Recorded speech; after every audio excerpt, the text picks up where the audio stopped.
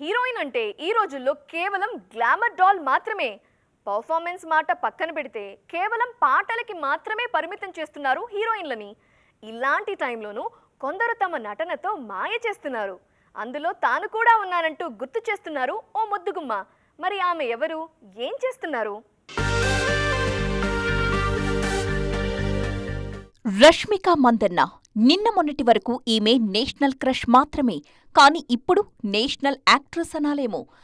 సినిమాకి తన నటనతో అంతగా మెప్పిస్తున్నారు ఈ బ్యూటీ. ముఖ్యంగా గ్లామర్ రాజ్యమేలుతున్న ఈ సమయంలో వరుసగా 2 పాన్ ఇండియన్ సినిమాల్లో తన నటనతో దేశాన్నే మాయ చేశారు ఈ బ్యూటీ. తన యాక్టింగ్తో టాక్ ఆఫ్ ది ఇండియన్ సినిమాగా మారిపోయారు రష్మిక. గ్లామర్ పరంగా ఈమెకు ఎప్పుడో 100కి 100 మార్కులు వేశారు audience.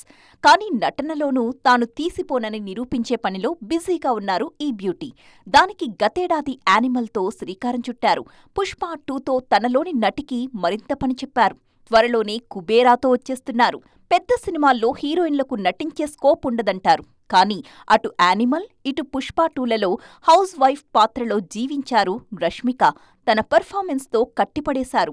Kubera, girl friend, rainbow సినిమాల్లోనూ నటనకు ప్రాధాన్యమున్న పాత్రల్నే చేస్తున్నారు రష్మిక. మొత్తానికి గ్లామర్ చూపిస్తూనే నటనతోనూ మాయ చేస్తున్నారు నేషనల్ క్రష్.